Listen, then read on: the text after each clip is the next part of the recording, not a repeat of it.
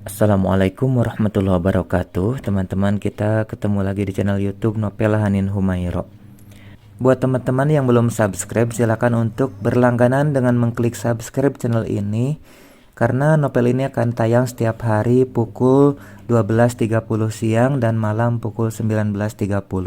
Pada episode kali ini akan dituturkan dari sudut pandang Ella. Aliran darahku rasa terhenti demi melihat Cindy. Bukankah Jim bilang istrinya sedang keluar negeri? Mengapa sekarang malah ada di sini? Aku bisa jelaskan, Jin. Ini tak seperti yang kamu lihat, sayang. Bujuk Jim saat sudah ada di samping istrinya. Dua tangannya bermaksud merengkuh tubuh Cindy, tapi ditepis kasar. Aku sudah biasa menghadapi kejadian seperti ini. Dilabrak istri sah para lelaki, hidung belang. Makanya tak terlalu kaget dan tak gentar juga. Mau bagaimanapun istri pertama ngamuk. Paling banter dia tampar atau dijambak.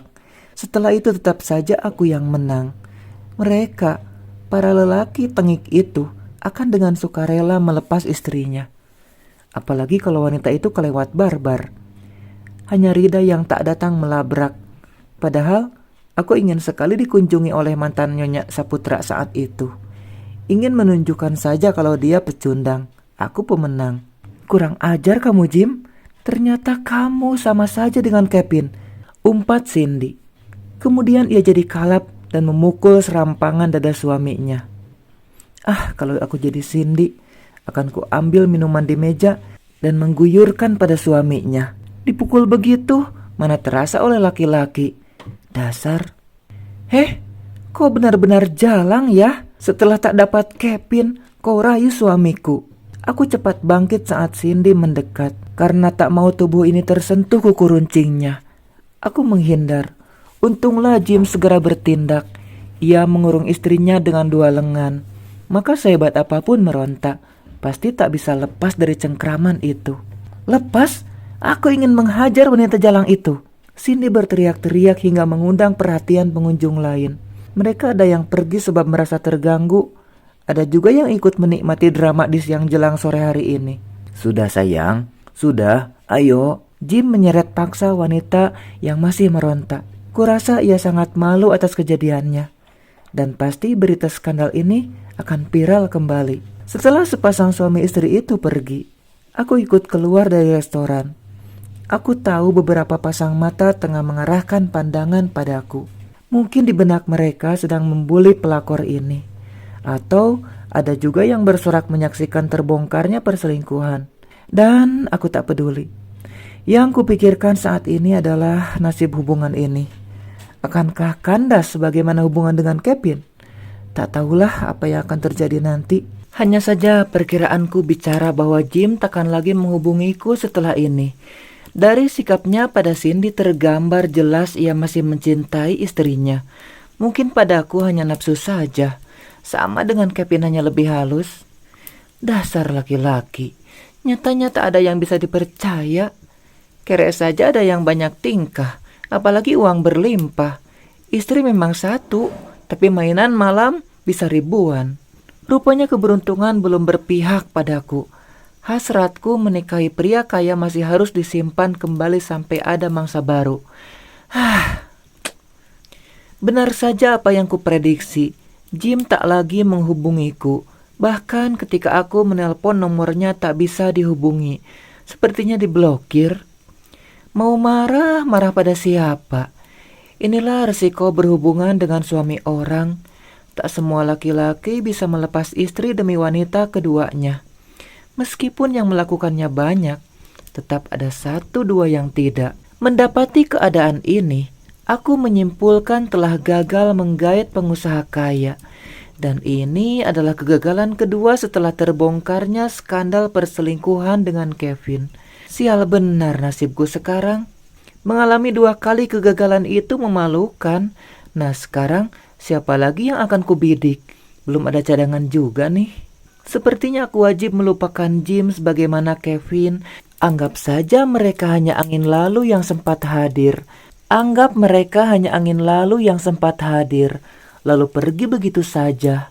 Kalau dipikirkan terlalu mendalam, bisa stres nanti.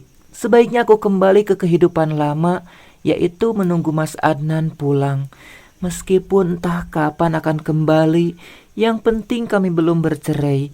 Aku masih punya status istri dan pastinya ada pohon uang. Untuk menghilangkan kebosanan, baiknya shopping atau sekadar refreshing.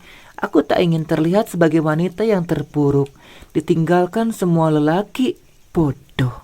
Untuk berkumpul dengan teman-teman, malaslah. Aku tak mau mendengar pertanyaan hal pribadi atau cerita pamer memuakkan kehidupan mereka. Aku hanya ingin sendiri, melepaskan segala kepenatan pikiran dan kekesalan hati. Sekadar mengelilingi kota, makan di luar, belanja, dan ke bioskop rasanya menyenangkan. Hari ini aku akan melakukan itu semua, membebaskan diri dari kesengsaraan. Biarkan semuanya kutinggalkan di belakang. Untunglah transferan dari Jim sudah masuk sebelum Cindy datang. Aku jadi tak takut kekurangan uang sebab gendut lagi rekeningnya. Meski begitu, tetap tak bisa terlalu menghamburkan seperti dulu. Alasannya Mas Adnan belum bisa diketahui kapan akan kembali. Selepas shopping, aku pergi ke restoran. Namun bukan demadam sebab harganya terlalu amazing. Aku pilih yang ada di bawahnya tapi tetap mewah. Di salah satu pojok ruang restoran, aku justru tenggelam dalam lamunan. Pikiran ini meracau kemana-mana. Sketsa masa lalu silih berganti melintas hingga aku masuk dalam satu tanya. Salahkah apa yang telah kulakukan selama ini? Sekonyong-konyong ada yang mengetuk pintu hati, lalu berkata, tinggalkan keburukan-keburukannya itu. Hiduplah dengan damai bersama Adnan. Percayalah, dia pria paling baik yang pernah hadir dalam hidup ini. Tapi seruan baik dalam hatiku tiba-tiba dibantah oleh bisikan yang seolah-olah membebaskan kelakuanku selama ini. Jadilah gagal berpikir untuk sebuah perubahan sebab kesalahan telah dibela. Karena terjadi pemberontakan batin, aku menghentikan lamunan. Lebih baik pulang saja dan beristirahat. Cita-cita ke bioskop kutunda sebab sudah tak berselera. Ingin tidur saja untuk menghilangkan kekacauan pikiran. Langkahku menuju pintu keluar terhenti saat berjalan dari arah berlawanan seseorang yang tak pulang-pulang. Aku harus berterima kasih pada Tuhan kali ini sebab Mas Adnan datang sendiri. Mas, refleks aku menghambur ke arahnya. Lelaki yang sedang terkejut itu tak bisa menghindar sebab sekarang aku melingkarkan tangan di pinggangnya. Mas, kamu kemana saja? Aku nyari kesana kesini tak ada. Mas, ayo kita pulang. Jangan pergi lagi. Air mata yang kujatuhkan sekarang bukan drama. Aku benar-benar terharu bisa bertemu dengannya lagi. Mas, jangan marah lagi. Aku sudah tidak berhubungan dengan Jim atau Kevin. Sumpah mas, aku tak masalah kalau harus mengemis di depannya sekarang. Kalaupun disuruh berlutut, akan kukerjakan demi sebuah pengampunan. Pria ini melepas pelukan dan mengajakku duduk di meja pesanannya. Aku tahu itu bukan karena hatinya telah cair atau memaafkan, tapi sebab malu dilihat pengunjung lain. Di meja ia pun diam, tak menatap atau menunjukkan ekspresi senang bertemu denganku. Pria ini masih marah pastinya. Aku pun tak berani bicara atau hanya sekadar menyentuh tangannya. Aku benar-benar takut dengan sikapnya kali ini. Ternyata pria yang sanggup membuat Ella gentar hanya dirinya. Karena setelah sekian lama, ia masih diam, aku pun memberanikan diri bicara. Aku terus mencari mas, tapi mas tak ada di mana-mana. Sebenarnya mas kemana? Aku mulai jengkel sebab masih tak digubris. Aku tahu aku salah, tapi jangan menggantungku begini mas. Aku bingung harus bagaimana. Marahi saja aku, atau pukul, tapi jangan diam terus. Mendengar itu, dia menatapku dalam. Sekian detik kami saling pandang. Saat inilah aku sadar, ia tak sekelam saat sebelum pergi. Ada sedikit binar di matanya. Aku sudah bertemu anak-anak dan Rida. Ucapan itu menghentak jantungku tiba-tiba. Mendadak muncul kecemasan berlebihan bahwa ia akan kembali pada mereka, lalu membuangku seperti dulu ia membuang istri dan anaknya. Di mana kalian bertemu? Sekarang apa Mas bersama dengan mereka lagi? Apa aku akan diceraikan karena kalian sudah kembali? Aku tak tahan untuk memendam pertanyaan. Aku butuh jawaban atas rasa penasaran yang sejujurnya menciutkan nyali. Pria itu menghela napas berat. Ia meneguk minuman yang disajikan pelayan beberapa tegukan. Setelah meletakkan gelas pialanya, ia kembali berkata, "Kalau kita bercerai, bukan karena aku kembali pada mereka. Itu karena kau yang tak bisa memperbaiki kesalahanmu. Apa kau pikir aku harus terus-menerus bodoh percaya pada manusia yang jelas tak bisa dipercaya?" Kata-kata Mas Adnan telah menampar wajahku. Aku benar-benar seperti sedang disidang oleh hakim di pengadilan. Namun, aku harus berjuang untuk tidak diceraikan. Beri aku kesempatan sekali lagi, Mas. Jika aku berbuat salah kembali, aku siap diceraikan. Pintaku dengan nada bergetar. Seumur hidup baru sekarang aku mengemis pada seorang pria. Biasanya mereka yang mengiba padaku. Aku janji akan mencintai anak-anak, Mas. Mereka sesekali akan kuasuh jika Mbak Rida mengizinkan. Lagi pula, aku kan belum punya anak, jadi waktunya kan luang. Dan aku juga tak masalah jika Mas sering-sering mengunjungi mereka.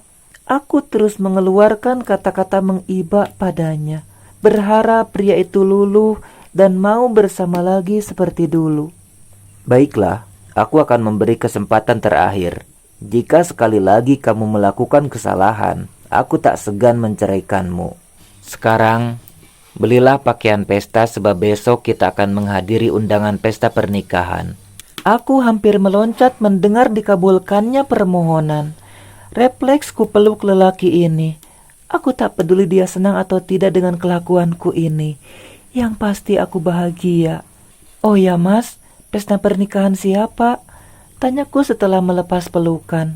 "Rida, mantan istriku dan Afgan Sanjaya." Berita yang baru saja meluncur dari bibir Mas Adnan sukses membuat mataku terbuka lebar-lebar.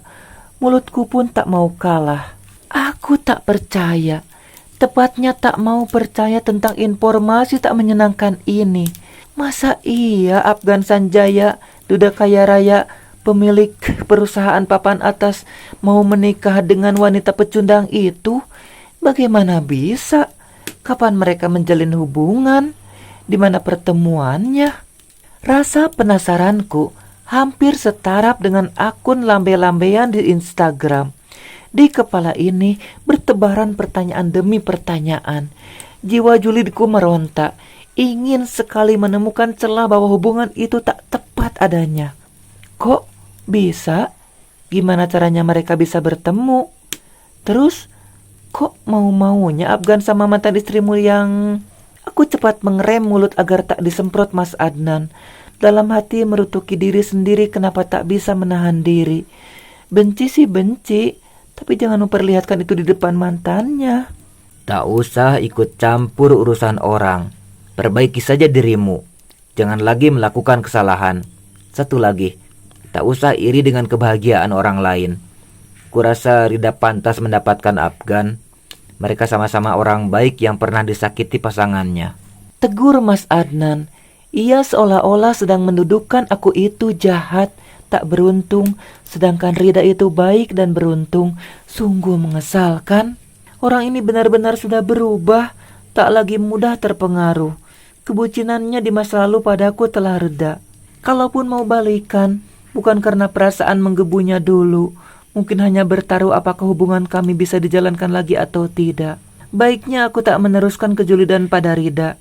Terlihat saat ini ia ada di pihak mantan istrinya. Bahaya kalau aku terus menyerang dengan kata-kata buruk. Bisa-bisa gencatan senjata ini urung dilakukan.